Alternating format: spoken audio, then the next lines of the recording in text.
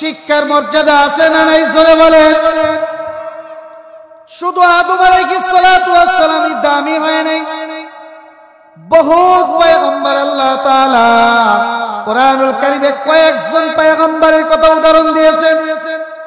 শিক্ষার আলোর কারণে, শিক্ষার জ্ঞানের কারণে আল্লাহ তাআলা অনেক পয়গম্বরকে দামি বানাইছেন। স্বয়ং দুইজন পয়গম্বর যারা বাপ বেটা ছিলেন, একজন হযরত দাউদ আলাইহিস সালাম, দ্বিতীয়জন হযরত সুলাইমান আলাইহিস সালাম। এই দুইজন পয়গম্বর কোরআনুল কারীমের মধ্যে সূরা নামলের 15, 16, 17, 18 এই আয়াতগুলোর মধ্যে আল্লাহ তাআলা বলতেছেন, ওয়ালাকাদ আতাইনা দাউদ ওয়া সুলাইমানা ইলমা وقال الحمد لله الذي فضلنا على كثير من عباده المؤمنين।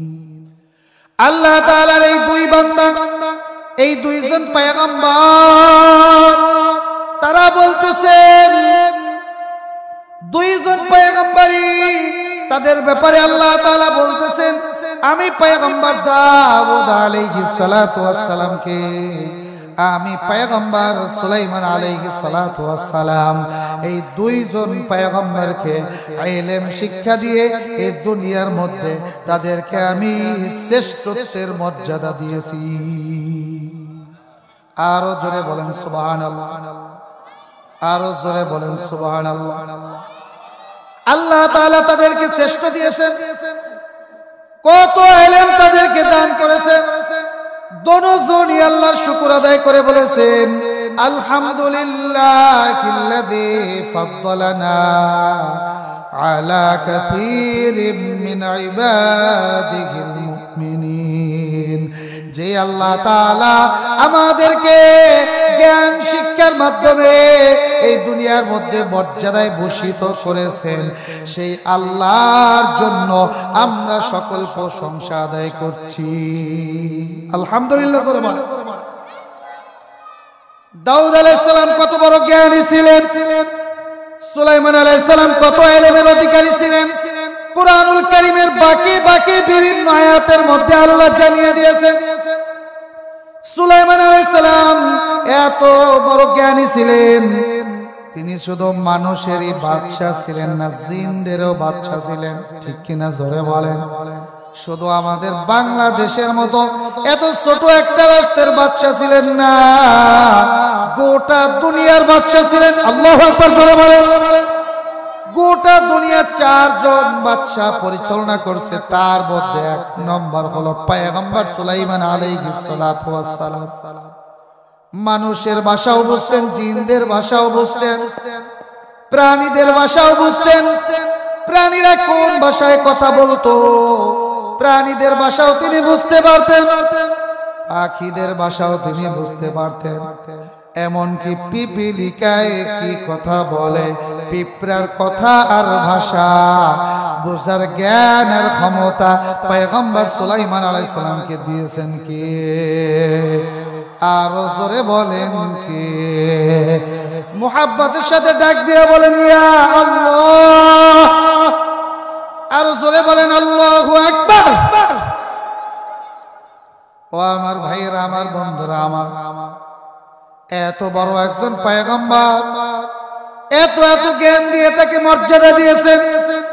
পিপিলিকায় কি কথা বলে তাও তিনি জানতে পারেন। একটা পিঁপড়া বাহিনী রাস্তা দিয়ে রওনা করেছে।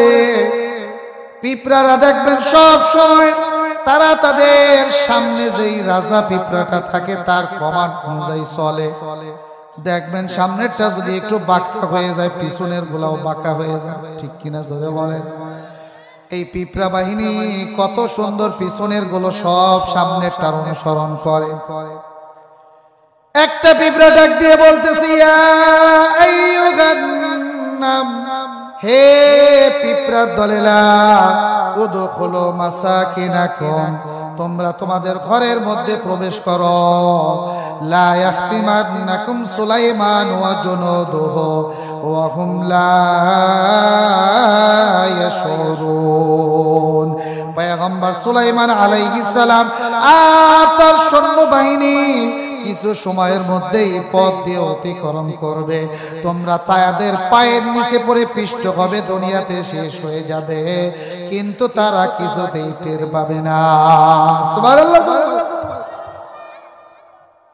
পয়গম্বর সুলাইমান আলাইহিস সালাতু ওয়াস সালামের কাছে পিপীলিকার ওই কণ্ঠ বাতাসে পৌঁছে দিলেন।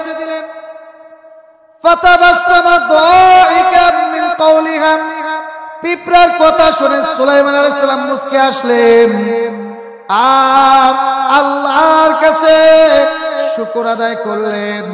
ক্বালা রাব্বি আউযি'নি আন আশকুরা নি'মাতাকা আল্লাতী আন'আমতা আলাইয়া ওয়া আলা ওয়ালিদাইয়া। আয় আল্লাহ তাআলা, শুকর আদায় করছি তোমার জন্য যে আল্লাহ তুমি আমার পিতাকেও এত বড় জ্ঞানের ভান্ডারের ইলমের নিয়ামত দান করেছো, আমাকেও সাথে সাথে শিক্ষার জ্ঞান দান করেছো।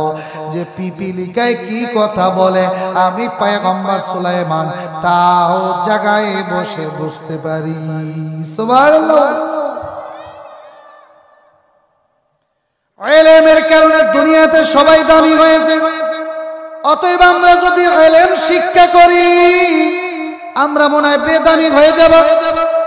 কথা বলে না, কয় হুজুর বুড়া বয়সে আবার ইলম শিক্ষার দরকার আছে না?